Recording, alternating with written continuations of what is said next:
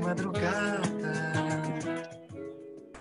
Olá, ouvintes da Rádio Cultura M930, ao vivo também pelo portal cultura930.com.br e pelas redes sociais da Rádio Cultura, a mais livre de todas. Eu sou Mariane Antunes, acompanho você nessa próxima hora da programação e este é o Ideclatra na Cultura, um programa produzido em parceria com o Instituto Defesa da Classe Trabalhadora. Peço desculpas para quem acompanhou o início dessa transmissão, a gente estava ajustando áudios, afinal, essa nova tecnologia, né, às vezes dá uma confusão. Peço também desculpa aos nossos convidados, quero apresentá-los todos e desejá-los um bom dia e bem-vindos mais uma vez. Miriam Gonçalves, advogada, presidente do Instituto de Defesa da Classe Trabalhadora, Felipe Magal, advogado, professor, e hoje um convidado especial, Francisco Monteiro Rocha Júnior, advogado, criminalista e professor da Universidade Federal do Paraná. O nosso tema da conversa de hoje, a Operação Lava Jato. Leniência, delação premiada e relação com outros países. Tem bastante coisa para a gente conversar, mas antes de tudo,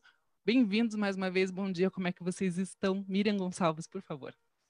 Bom dia, Mariane, Magal, Francisco, um grande prazer ter você com a gente, é um privilégio e eu acredito que todos os nossos ouvintes vão entender do que eu estou falando, porque é um tema importante, com bastante nuances e que, às vezes, como ele é cheio de detalhes, a gente não acaba não compreendendo na sua integralidade, mas vamos aproveitar o programa de hoje para tentar esclarecer. Começamos o dia com uma notícia que vem de ontem, né, triste, dessa pandemia em Curitiba, com essa escalada bárbara no Paraná. Conseguimos o primeiro lugar aí de casos. Muito triste, e veio num momento que, na verdade, a pressão da indústria e do comércio está superando aí as boas práticas sanitárias, enfim, que o governo deveria ter. Mas, de qualquer forma, bom dia, que bom tê-los com a gente. Bom dia a todos, bom dia Mariane, bom dia Felipe, bom dia Miriam, bom dia a todos os nossos ouvintes. Para mim é um prazer aqui estar debatendo com vocês, não é a primeira vez que debato com a Miriam, é um prazer sempre trocar ideias, agora com esse distanciamento aí faz tempo que a gente não se encontra, então é interessante para nós discutirmos, avaliarmos questões, trocarmos ideias e, quem sabe, trazer um pouco mais de informação aí para o nosso público a respeito dessa questão que é bastante complexa e que, se pelo menos a gente puder traçar as linhas gerais, eu diria. É muito difícil a gente ter uma ideia de tudo, Miriam. Até eu conversava com alguns amigos e colegas estudiosos do direito, né, que a gente sequer conseguiu terminar um estudo mais pormenorizado do mensalão. O que ele significou juridicamente, quais foram as mudanças jurídicas, qual foi o impacto sociológico, político. É uma tarefa que ainda não foi feita e, de repente, a gente já se vê envolto numa tarefa ainda maior, né, que é a discussão da Lava Jato.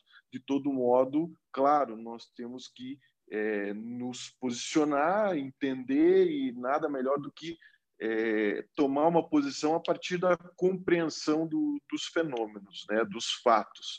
E aí eu fico à disposição para contribuir, né? É difícil alguém que possa dizer que saiba tudo, e está longe de ser o meu conhecimento, né? Conhecer tudo o que aconteceu, mas estamos aí para a gente debater.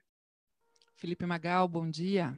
Bom dia a todos os ouvintes e ouvintes que estão agora, também tem telespectadores, uma vez que agora podemos, né, passar por essas lives.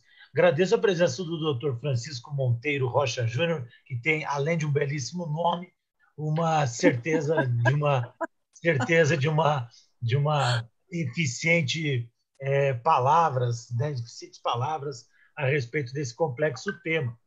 Dr. Francisco falava anteriormente sobre a ação penal 470, que nem ela mesmo foi bem foi conseguida a gente estabelecer um esclarecimento à população, quanto mais esse processo da Lava Jato. O processo da Lava Jato, a mim, doutor Francisco, é sempre de uma maneira calorosa. E hoje eu vou fazer ela de uma maneira fria, dentro do rigor da técnica, da lei, de cada ponto, para melhor especificar para todo mundo. Agradeço, Isso é Miriam. uma informação que eu duvido um pouco, tá, Chico?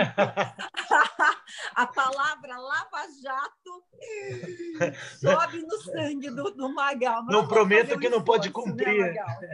Sim. É que, na verdade, todo mundo sabe qual é a posição nossa, qual é a posição do Instituto, bastante crítica à atuação da Lava Jato. Agora, eu queria pegar, Francisco, até para iniciar a nossa conversa, os últimos acontecimentos. E quando você diz que nem foi possível ainda a gente chegar a conclusões a respeito de fatos que aconteceram já há alguns anos, é porque, claro, eles produzem fatos diários, aqueles que a gente não sabe ou não sabia e que vêm sendo revelados ao longo do tempo. O último, e que eu acho que é importante a gente pegar agora e dar uma conversada a respeito, é essa interferência do FBI, né, desse órgão que se compara à Polícia Federal dos Estados Unidos, nessa investigação dentro do Brasil. Por quê? O que interessa é a Polícia Federal Americana intervir nos casos brasileiros. E eu falava que é quase que uma trama ficcional desses filmes de suspense. Me lembrei muito daquele filme A Firma, né? Porque, inclusive, um escritório de advocacia muito grande está relacionado a isso. A Leslie, que é essa agente federal, veio até dar uma palestra para esse escritório, que deve ser CKR Law, ou CKR Law, que é um grande escritório de incorporações e tudo mais.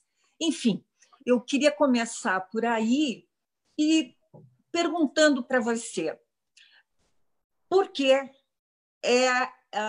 essa interferência da Polícia Federal Americana nas investigações brasileiras.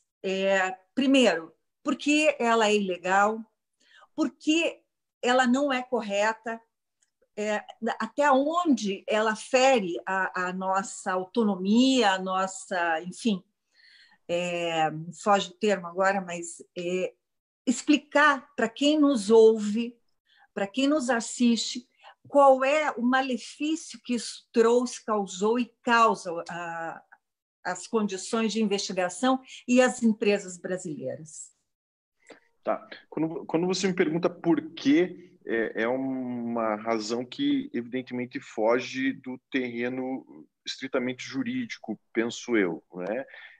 A Lava Jato, como se sabe, é um fenômeno, vamos assim denominar, né? É muito mais que uma força-tarefa, é muito mais que um instituto jurídico, porque transborda efeitos em inúmeras searas, searas políticas, searas econômicas e, como a gente vê, searas internacionais.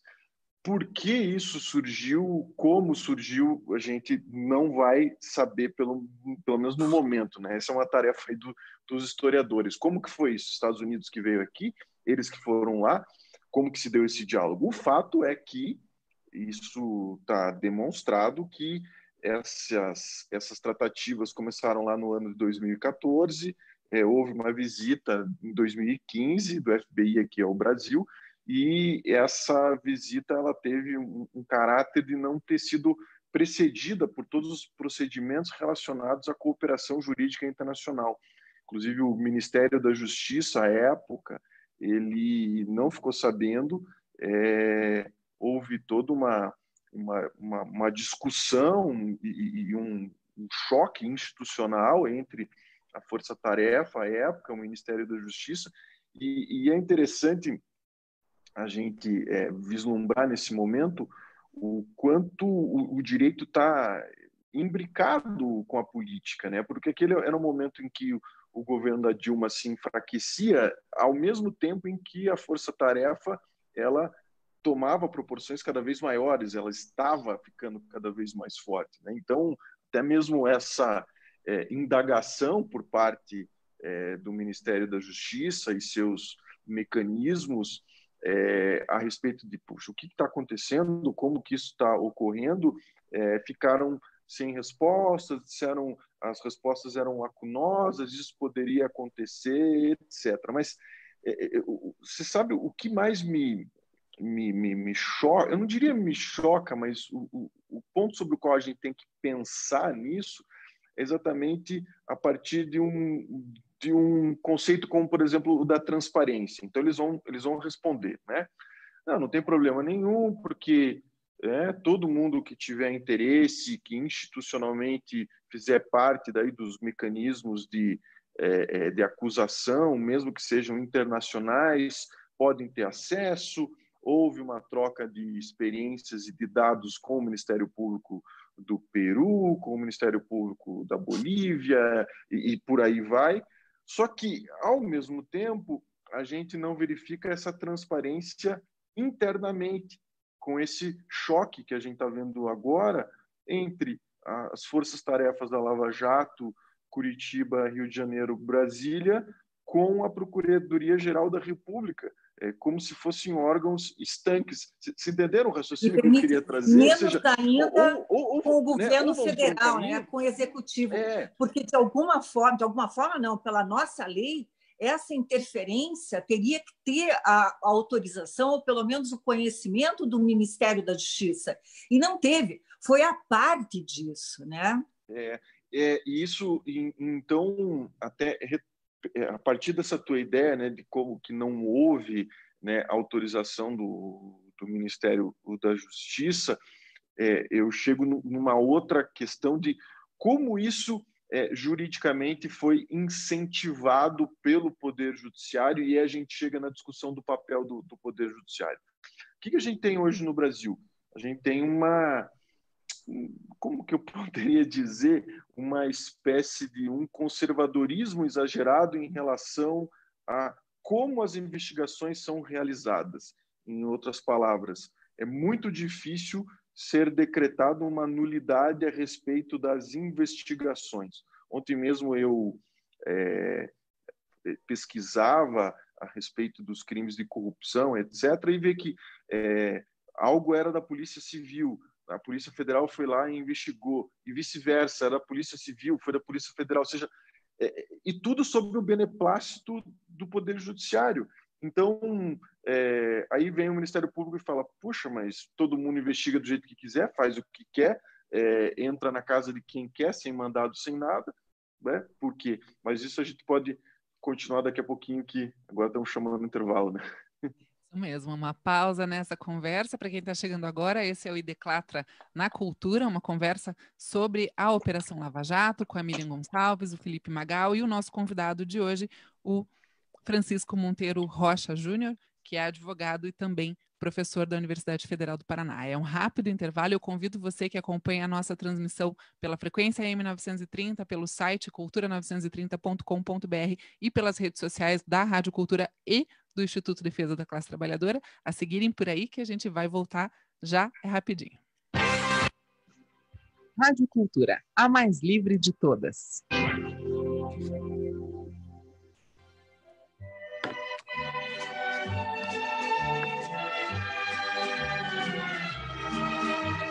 A vida é uma combinação de magia e espaguete. Venha conhecer essa magia no Fellini Restaurante. Há 10 anos na esquina mais charmosa do Cascatinha. Cozinha de alma, de quarta a segunda, das 11h30 às 15 horas, com almoço típico italiano e cardápios especiais para eventos. Consulte a programação nas redes sociais do Fellini Restaurante ou faça uma visita na Avenida Manuel Ribas, 4227. Informações e reservas pelo telefone 41 99228 1948.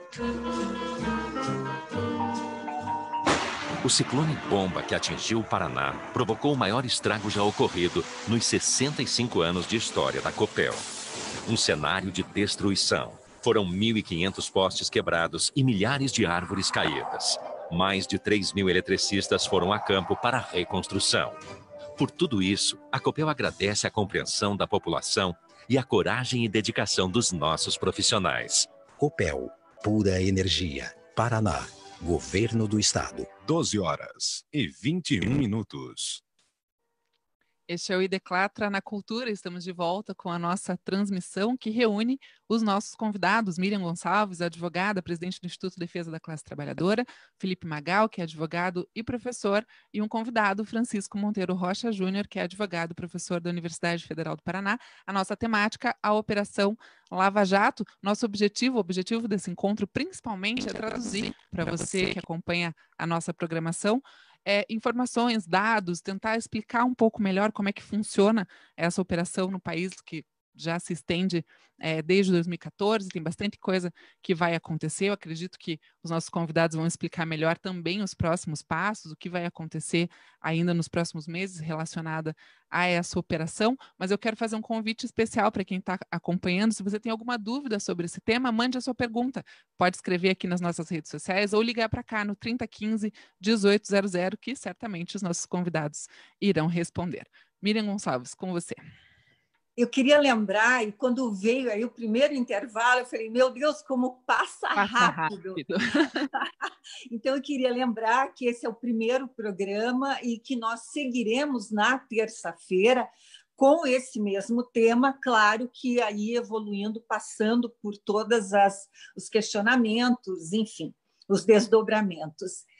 A LESG, eu queria chamar a atenção dos nossos ouvintes para isso, e porque eu falava de que é uma trama isso, de um filme de suspense, enfim, muito interessante, porque a Leslie, que é essa agente do FBI, que vem por trás disso, que ela vem coordenando, ela esteve no Brasil em 2012.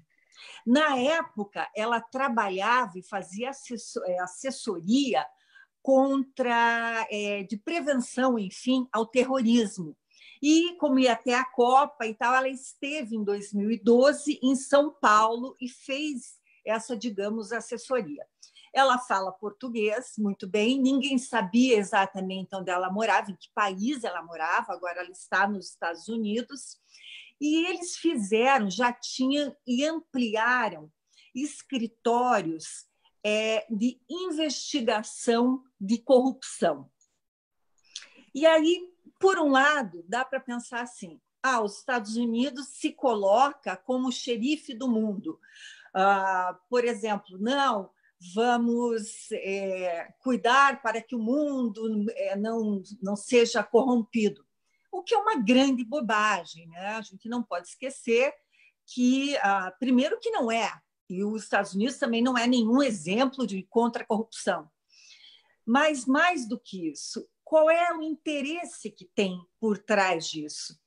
Tem uma lei que me chama a atenção, que está nos Estados Unidos, e eu também queria chamar a atenção aí dos ouvintes, que é uma lei que permite que os Estados Unidos, que esse departamento dos Estados Unidos investigue atos de corrupção, mesmo que eles não tenham sido praticados nos Estados Unidos, desde que a pessoa ou a empresa atue nos Estados Unidos. Veja, mesmo que a empresa ou a pessoa que tem, enfim, uma residência ou que tem um domicílio nos Estados Unidos, se ela praticar um ato de corrupção, seja onde for, os Estados Unidos, o FBI, pode investigar. E aonde que entra o meu ponto que eu queria retomar por aí? O tal do acordo de leniência. Por quê? Eles investigam e entram com ações ou cobram dessas empresas multas faraônicas, mesmo que a corrupção, eu insisto, não tenha ocorrido lá. Isso nós temos dois grandes exemplos no Brasil, que são a Odebrecht e a Petrobras. E eu queria perguntar para o Francisco, pedir para ele começar por aí, o que é um acordo de leniência? Tá. A Miriam, quando falou dessa lei, acho que é o FCPA, né, Miriam, que é o Foreign Corrupt Practice Act. Desculpa, Isso. meu inglês não é tão bom quanto do pessoal do YouTube, mas é o ato de anticorrupção lá dos Estados Unidos, é exatamente isso.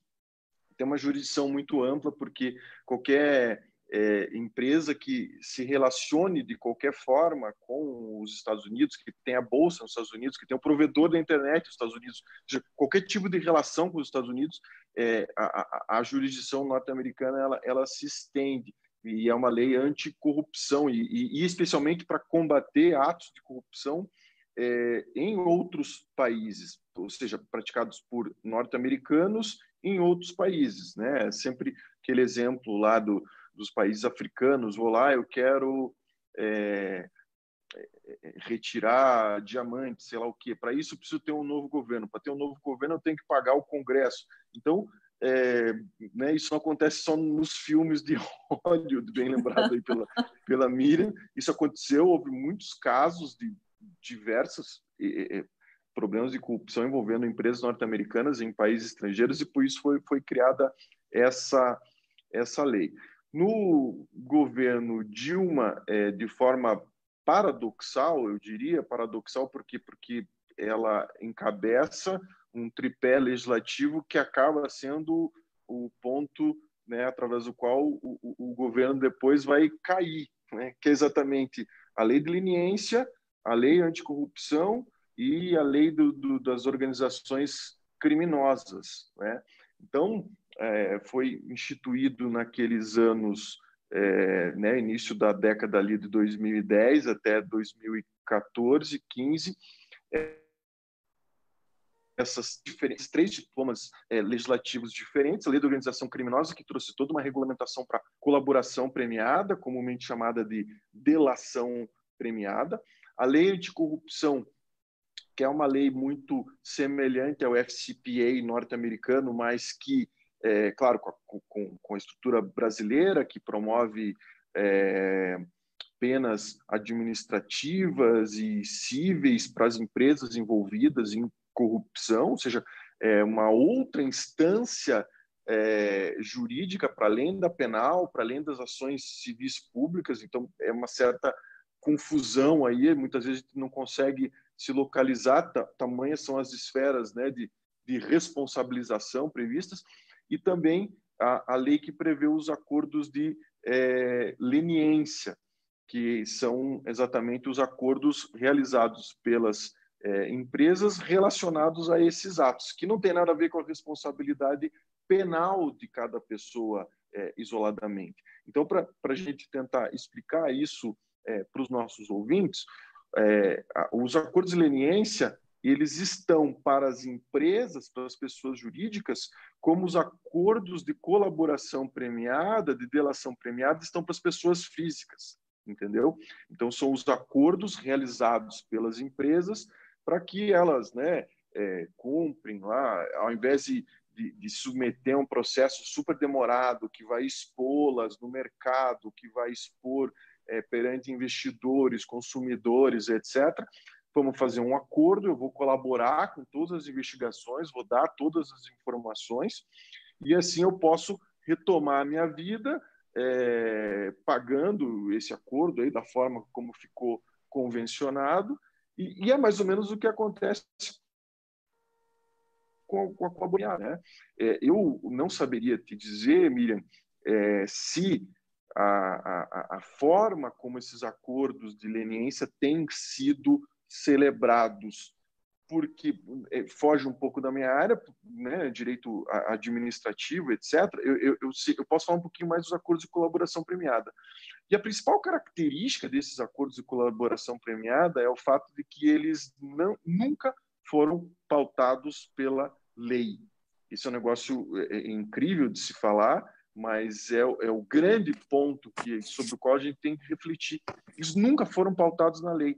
Foram acordos que transacionavam sobre qualquer coisa, assim, sobre o regime de prisão. Não existe inventar um regime de prisão num contrato, né? Porque, na verdade, tem uma natureza jurídica de um contrato. Então, no Brasil, pena acima de 8 anos é regime fechado, pena de 4 a 8 anos o regime semiaberto, colônia penal agrícola, pena abaixo de 4 anos é o regime aberto com penas restritivas de direito, ou seja, são restrições de final de semana, pagamento de multa, prestação de serviços comunitários. Esse é o sistema. Para quem fez acordo de colaboração premiada, não. Pôde-se criar tudo. Pôde-se criar até prisão domiciliar para a gente que recebeu 20 anos de cadeia.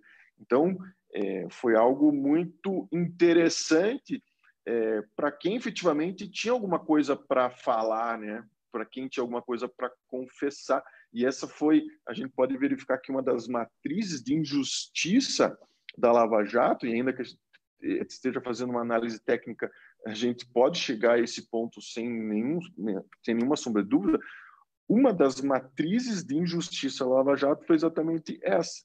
Esses acordos que passavam por cima de todas as leis, podiam acordar qualquer coisa, com o que quem tinha o que falar foi correndo falar, né? Foi correndo confessar e fazer acordo, e eventualmente pessoas que eram vítimas daquilo, inocentes. Eu não vou nem entrar no papel do ex-presidente Lula, porque sempre isso provoca emoções, mas eu vou falar de um dos executivos da Odebrecht, que ficou preso em prisão preventiva por 6 meses, se separou, perdeu família, perdeu emprego, e o Tribunal Regional Federal entendeu que ele era inocente.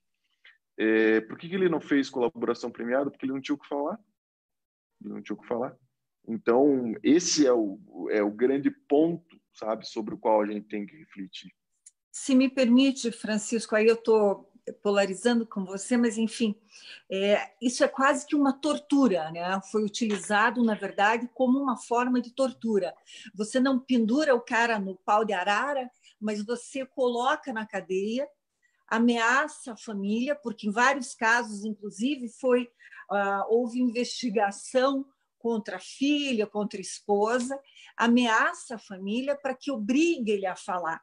E o que eu acho aí, peço para você colocar um pouco para os nossos ouvintes, é que toda delação premiada ela tem que vir acompanhada de provas. Quer dizer, não basta eu falar, porque senão você torce o meu dedinho ali e eu falo para você o que você quiser ouvir, como era feita na forma de tortura. Então, essa delação premiada, para ter validade, para ter valor, ela precisa ter provas, não é isso? Eu queria aproveitar também e fazer uma pergunta para complementar o que a Miriam fala. Quando, na fala do Dr. Francisco, a gente escuta essa questão das tramitações, né, dos processos, dos caminhos que a operação seguiu, nem tudo dentro da lei. E a gente já falou em programas anteriores, né, da lei que não é igual para todo mundo, mas principalmente dos ajustes que se fazem ao longo de cada um dos processos. A gente pode falar sobre a Lava Jato que, além de uma operação jurídica, a gente tem um movimento político? Bom, te respondendo e respondendo a Miriam também, né? Eu não consigo separar o direito da política, né? São elementos assim que são indissociáveis. Não existe uma interpretação neutra, uma interpretação isenta, imparcial. Sempre vai haver uma conotação política que está atrelada não só à política partidária, mas a política no seu sentido mais amplo, né? As suas questões filosóficas, suas questões, né, sociológicas, sua noção de justiça e por aí afora. Para dar um exemplo, basta a gente pensar num pênalti duvidoso num Atletiba e a gente imaginar se vamos ter um consenso a respeito daquilo. Não existe. Então, se num pênalti duvidoso no Atletiba a gente não chega num consenso, imagine sobre algo tão mais complexo quanto é a concepção de justiça. E, de fato, a gente pode perceber de uma maneira muito, muito clara que depois da Lava Jato e dessa metodologia de passar por cima das leis com não posso falar de outra forma, né, com a bênção do judiciário, a gente percebe sim que houve uma metodologia generalizada lavajatista no Brasil, no que diz respeito aos processos criminais, no que diz respeito às ações civis públicas.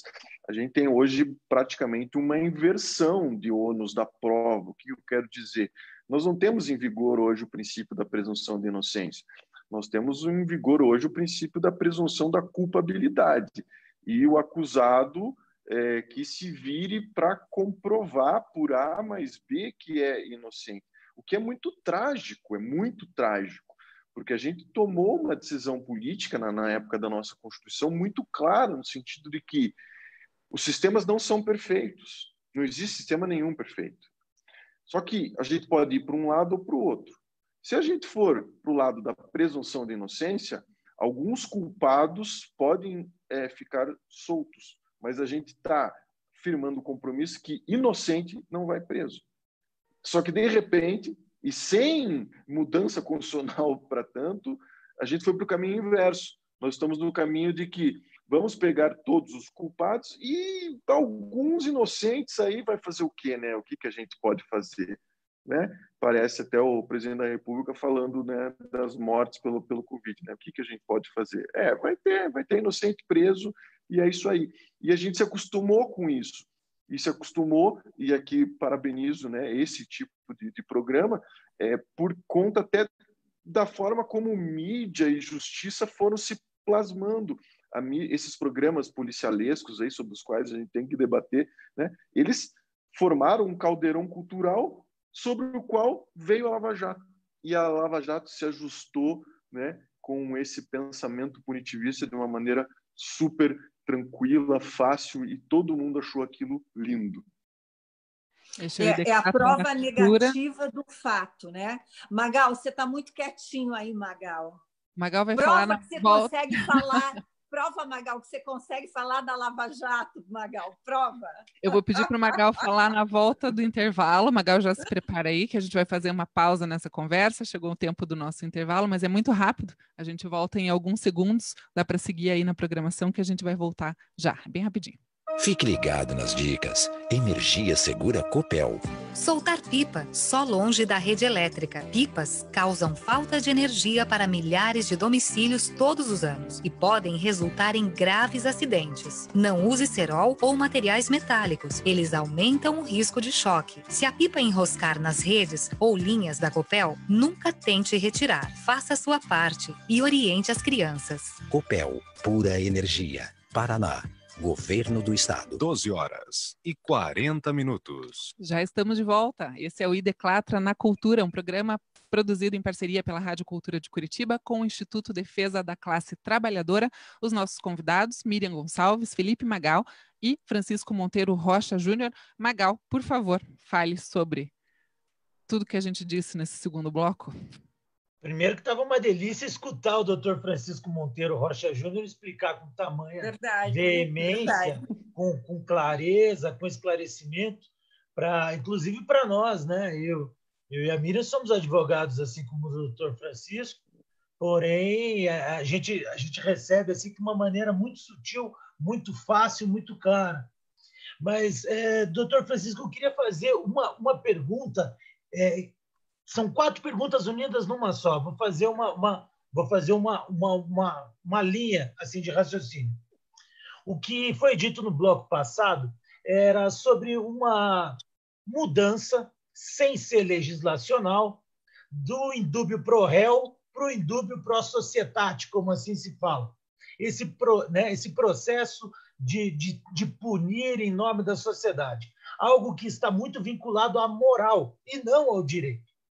Então, eu queria que o doutor Francisco pudesse colocar aqui para os nossos ouvintes, principalmente, quais foram os princípios constitucionais e do processo penal que foram evidentemente corrompidos pelos agentes do Ministério Público dentro dessa extrapolação de limites, desde a conectividade, sempre trazendo tudo para Curitiba, certas coisas que não eram, e usando deste método do plain bargain, da delação premiada, essa essa semelhança fantástica que a Miriam fez, que é uma tortura.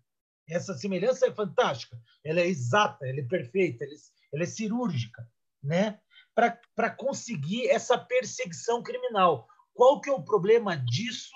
Ou quais foram todos esses problemas desencadeados que podem surgir dentro da população em geral? Porque muito pouco da população é privilegiada. A grande parte da população é desprivilegiada. Então, eu queria saber qual que é o problema que eles começam lá e que vai atingir o cidadão comum. Era essa a minha pergunta, a minha participação. Eu costumo brincar que sempre se criticou a justiça brasileira porque ela não era igual para todos.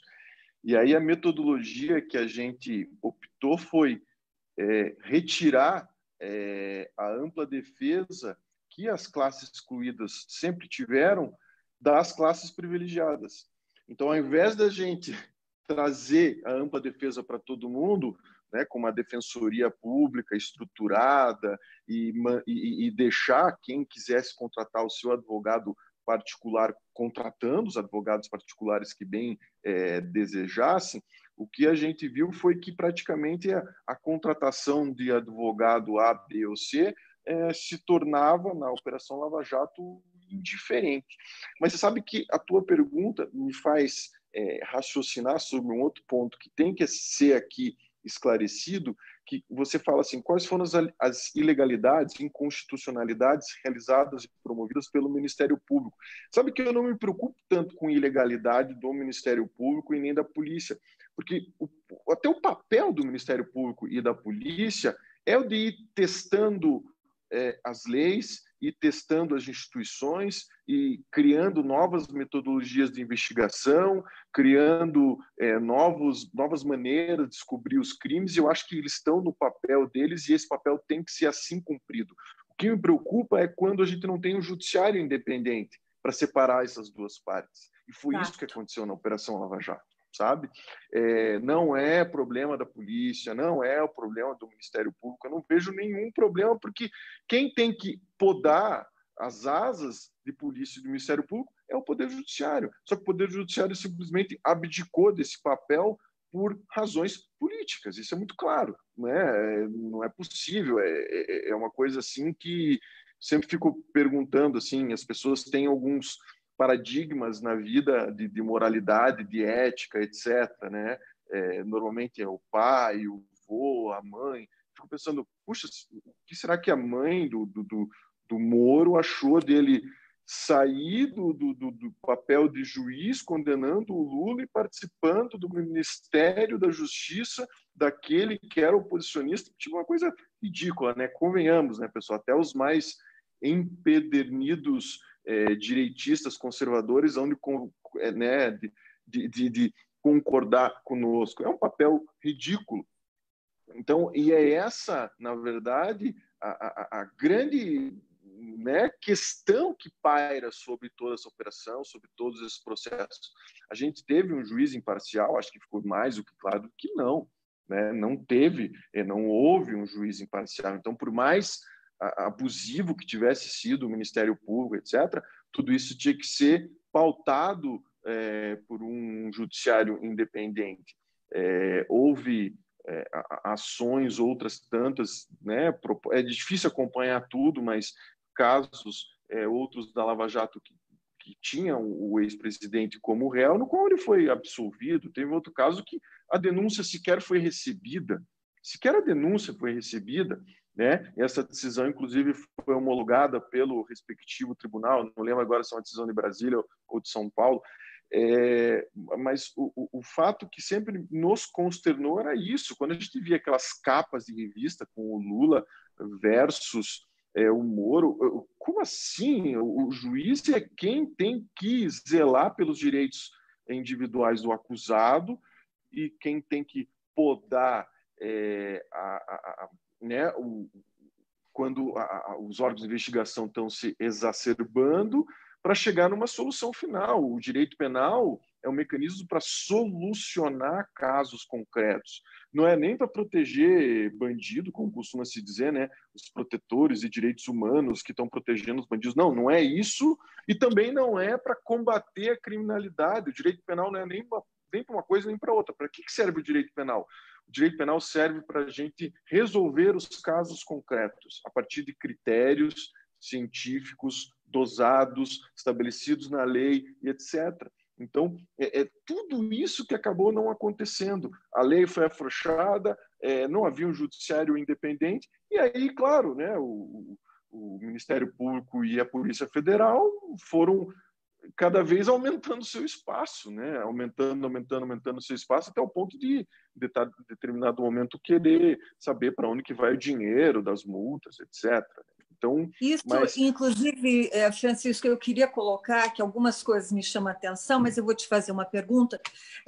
Uma coisa que me chama a atenção e sempre me incomodou foi quando eles se tornaram astros, né? Aparecer em televisão, dando palestras. Quer dizer, a questão ética, a descrição do juiz acabou, né? Viraram astros, e isso sempre me incomodou muito. Mas tem um fato, Francisco, que também eu queria chamar de novo aí os nossos ouvintes, porque me incomoda, e, enfim, eu vou ter aqui um criminalista para me ajudar a responder, dois, aliás. O Alberto Youssef Doleiro, lembram dele? O Doleiro. Aquele que já havia atuado no Banestado, no caso do Banestado. Na época, ele fez lá uma delação premiada, abriu o jogo, contou lá como é que era, porque tinha muita corrupção lá no Banestado, aconteceram coisas terríveis que acabaram, inclusive, com o fechamento do banco. Na época, ele fez um acordo que previa, inclusive, que ele não poderia mais atuar na mesma área. Aí, não só ele descumpre esse acordo, porque ele volta a atuar como doleiro, portanto, na mesma área, e faz nova delação premiada e sai, vamos dizer, ileso dessa história. Então, é possível duas delações premiadas? Como é que isso funciona? Aí que tá, né? Hoje é difícil até de você afirmar alguma coisa, porque você olha para a lei, lê a lei diz A, e aí você vê na prática Z. E aí você que disse que a lei falava A, passa por mentiroso, porque na verdade o que acontece é Z, que é protagonizado pelas pessoas que deveriam zelar pelo respeito da lei, que diz o A. Né?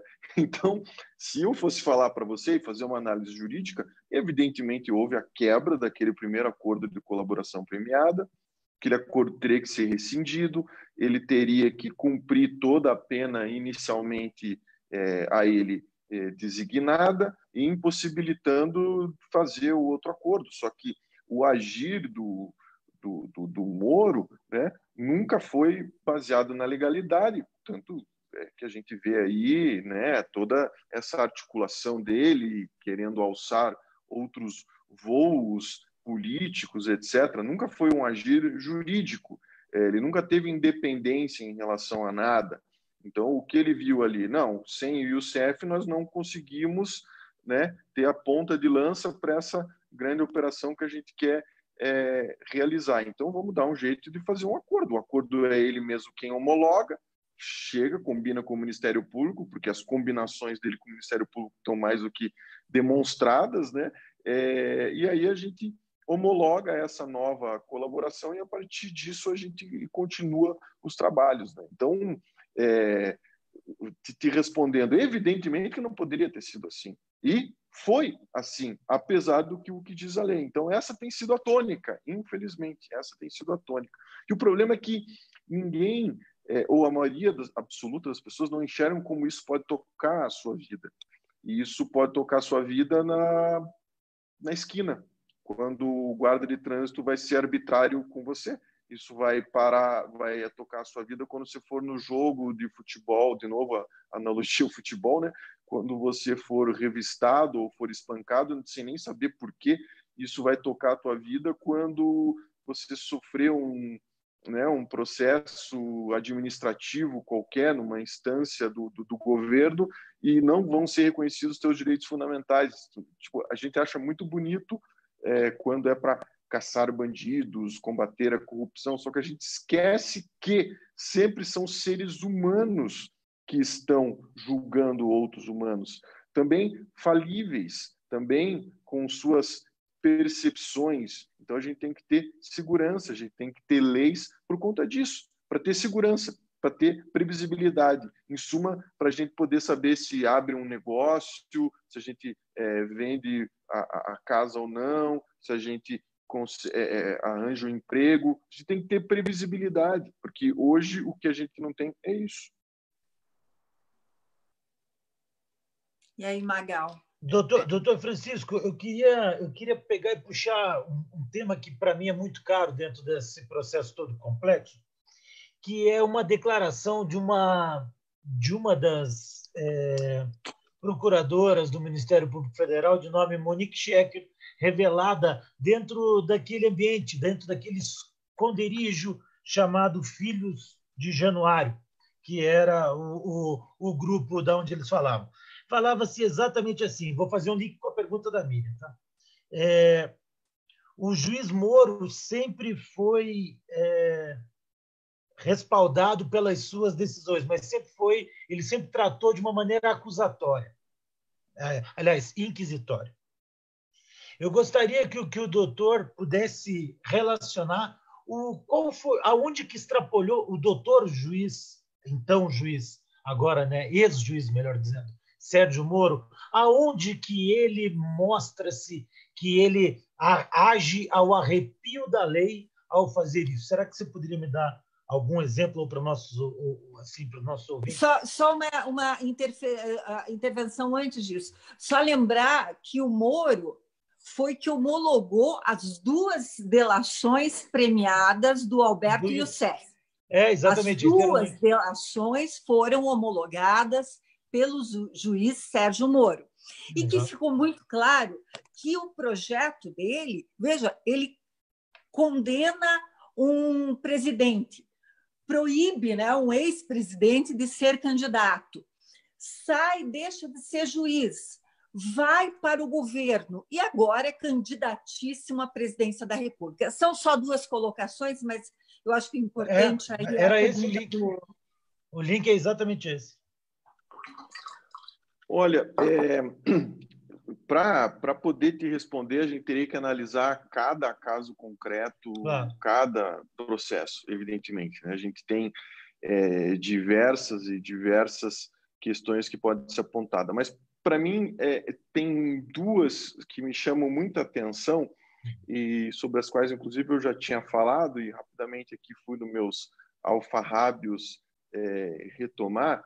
Uma delas é a seguinte, que antes da Lava Jato, as causas envolvendo a Petrobras não eram competência da Justiça Federal. Vocês acreditam nisso? Isso está no conflito de competência 34575 do STJ, que foi julgado em 2002 de forma unânime.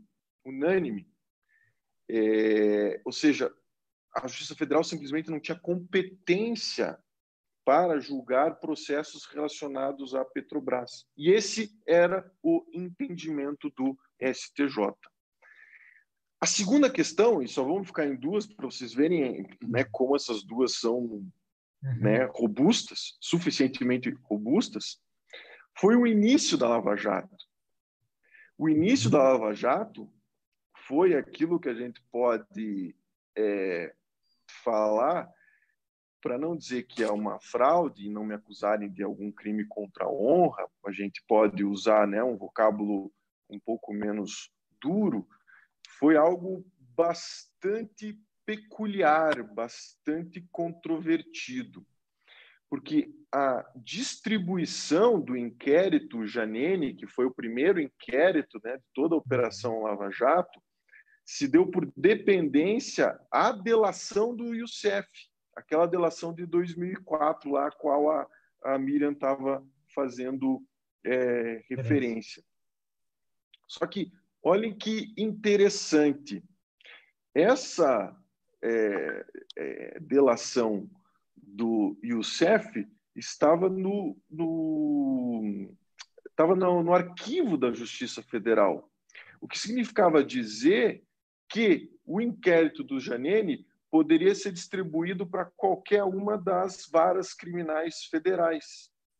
E aí, antes de ser efetivamente distribuído, o Moro determinou o desarquivamento com o que esse inquérito foi distribuído para as mãos dele. E esse é o início da Lava Jato. Então, o início da Lava Jato é um problema de distribuição de processo. Sabe aquelas coisas que a gente via na década de 60, 70, de pagar o menino que fazia a distribuição dos processos para ir para o desembargador tal e tal, que a gente vê assim, nas lendas das histórias do judiciário. Então, a carreira do Moro na Lava Jato começou assim. Nosso tempo de hoje está chegando ao fim, está muito rápido, mas eu quero mais uma vez agradecer a participação, a parceria com o Instituto de Defesa da Classe Trabalhadora. Como percebemos nesse encontro, tem bastante coisa para a gente falar sobre esse tema. Quero agradecer principalmente ao Dr. Francisco, a Miriam e ao Magal por terem falado de uma forma muito clara, né, muito tranquila, que a gente possa realmente explicar para os nossos ouvintes. Esse é o nosso maior objetivo. O nosso próximo encontro já está marcado para terça-feira, ao meio-dia, ao vivo, aqui pela Rádio Cultura. 1 minutinho para cada um para suas considerações finais. Dr. Francisco, muito obrigada pela sua participação.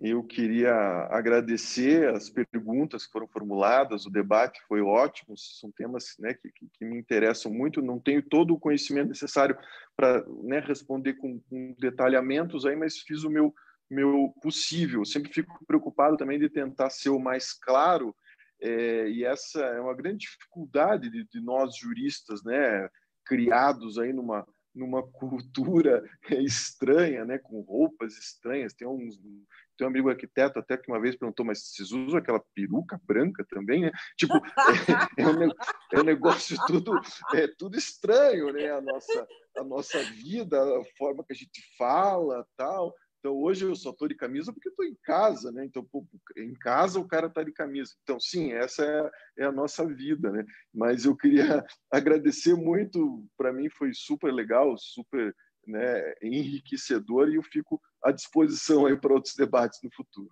Muito obrigada. Obrigada, Felipe Magal. Obrigado, foi ótimo. Obrigado, doutor Francisco. Obrigado, Miriam, Mariana e todos os nossos ouvintes. Até terça, continuando esse ótimo papo aí sobre a Lava Jato. Miriam Gonçalves, obrigada a você mais uma vez. Obrigada, Instituto de Defesa da Classe Trabalhadora. Obrigada a todo mundo. Francisco, muito obrigada. E eu, na semana que vem, terça-feira, quero começar perguntando por que Moro quis tanto a Lava Jato para ele. Mas muito obrigada a todos os nossos ouvintes. Um beijo grande, até terça-feira, meio-dia. O Ideclatra na Cultura de hoje fica por aqui. Eu agradeço a sua companhia e a sua audiência. Lembrando que terça-feira, ao meio-dia, o nosso encontro já está marcado. Daqui a pouquinho tem um podcast deste programa lá no site cultura930.com.br. E para saber mais, Defesa Classe Trabalhadora no Facebook e no Instagram, @Ideclatra. Um abraço a todos e até semana que vem.